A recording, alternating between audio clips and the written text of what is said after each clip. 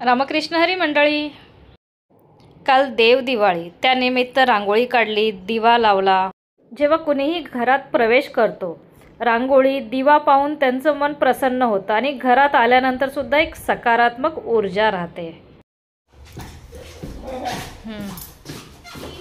Net जर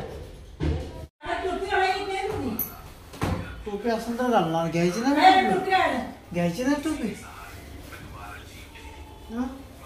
मग शिकायचं मग करायचं। टोपी घ्यायची ना, माहिती आहे शिकायचं, टोपी घ्यायची।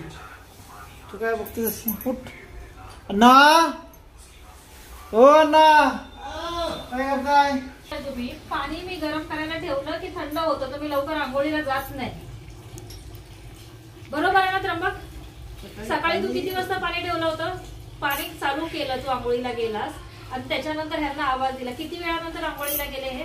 अर्धा तासानंतर। अर्धा तास पाणी काढणार ना। हा, मग तुम्ही लवकर गेलं पाहिजे ना, बरोबर आहे की नाही? लवकर गेलं पाहिजे ना, थंडी आहे ना, पाणी लवकर। पण मी ज्यावेळी जायला आंघोळीला त्याच्या अगोदर 5 मिनिटं अगोदर पाणी गरम करायचं। तुम्ही त्यावेळेलाच उठवलेलं तुम्हाला, पण तुम्ही उठला नाही। पाणी थंडी पण हवा किती आहे, आपण माथेरानच्या जवळ आहे, लगेच पाणी थंड होतं, बरोबर ना त्र्यंबक? बरोबर ना बाई। जेवण वरण आहे, चना बटाट्याची भाजी आहे, चपाती आहे, भात आहे। ह्यांचा टॉवेल धुवून दे, त्याला सुकत नाही। टॉवेल आहे ना इथे, तुम्ही त्याचा का घेताय? धुतलंच हे का नाही? अरे देवा, जोपर्यंत बायको देत नाही तोपर्यंत काही घ्यायचं नाही ना, ठरवलेलं आहे हे असं असतं। काय चाललंय? एकटा एकटा काय बोलतोय रे? काय नाही, केस पांढरे झाले, आता म्हातारा झालोय, वय झालं, आता रिटायरमेंट केली पाहिजे।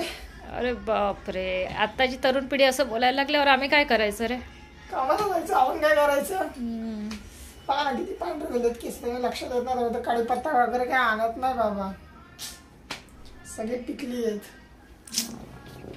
बघा मित्रांनो, यांचा मुलगा मात्र जरा हे तरुण झाले। खायला प्यायला नीट नको, बाहेरचं पाहिजे फक्त, मग काय होणार? काय बाहेरचं खायला सांगा मी? नुसत्या वडापाव खातो, वडापाव खातो, सँडविच खातो, खातो, सांगा ना बाहेरचं दाखवा। पावभाजी खाल्ली, पाणीपुरी खाल्ली, मिसळ खाल्ली, काय खाल्लं बाहेर? ए बस चल, झोप, जेवलास ना, घे झोपून। ती काय बघ, हे बघ, हे बघ कपडे बघ, कशी तुझी कपडे इथं पडलेली असतात। जॅकेट फक्त मला आणि ती शॉर्ट्स आहे, कशासाठी तिथे ते सांग ना मला, कशासाठी घातलेलं मग काढून ठेवलं?